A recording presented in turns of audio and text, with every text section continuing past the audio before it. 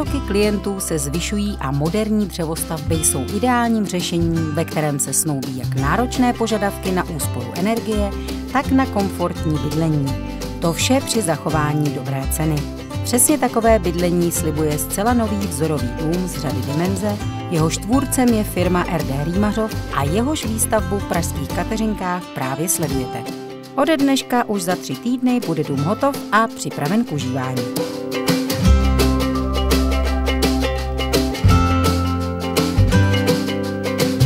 Tak typové domy jsou vytvářeny proto, aby orientovali zákazníka v naší nabídce. Každý typový dům, ten starší, je poplatný době, které vzniká, těm trendům, které jsou v té době módní, žádané. Taky tento dům vlastně postihuje ty poslední módní trendy, jednoduchost, třídmost, účelnost bydlení, samozřejmě energetické parametry z hlediska spotřeby energií tohoto domu a hlavně každý dům, typový a netypový, atypický, je vytvářen tak, aby vytvářel optimální pohodu pro život rodiny, které si tento dům koupí. Rodinný dům Dimenze je výsledkem spolupráce společností RD Rýmařov a firmy Velux. Je to moderní projekt rodinného domu s variabilním interiérem a neobvyklým řešením vzdušné haly v přízemí. Stejně ojedinělá a impozantní je i galerie v podkroví, která je prosvětlena střešními okny pod hřebenem střechy. Ty zdůrazňují nový rozměr prostoru rodinného domu, kterým je Dimenze světla jako dalšího příjemného společníka jeho obyvatel.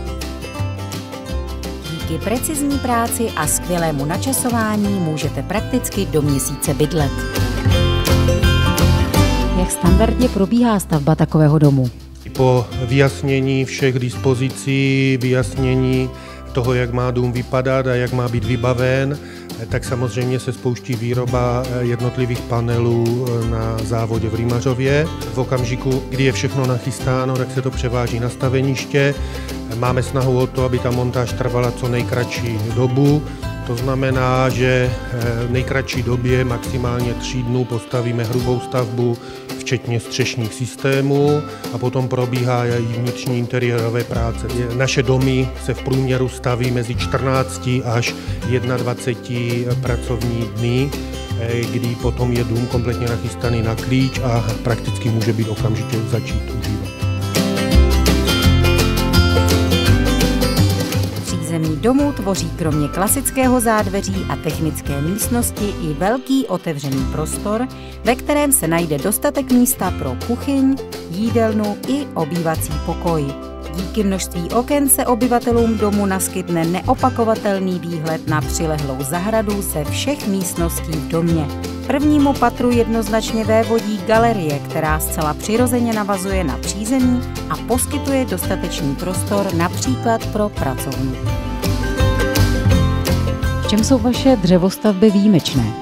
Je to stavební systém suché výstavby, ve kterém se využívá v rámových konstrukcích dřevo.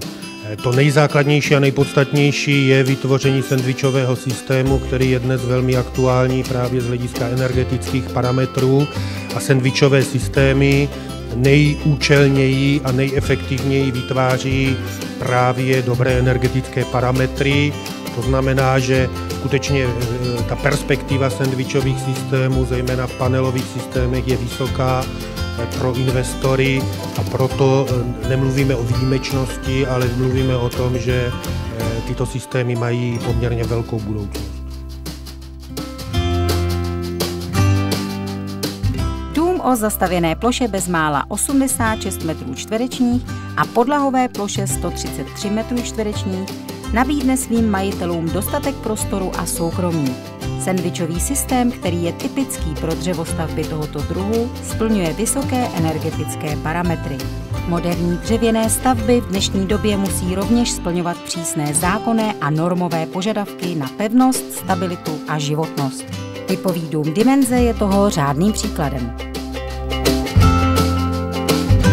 A co byste rád vzkázal budoucím zájemcům o tento dům? Já se domnívám, že vzhledem k tomu, jak je tento dům koncipovaný, je určen především těm mladším. To znamená, že těm nelze jinak přát, aby tady si vytvořili v takovém domě dobrou rodinnou pohodu, aby šťastně vychovávali svoje děti, aby odsud rádi odcházeli do práce a vraceli se sem odpočívat po práci, aby prostě žili krásný život v našich domech. Tak jako žije 22 000 spokojených zákazníků před nimi.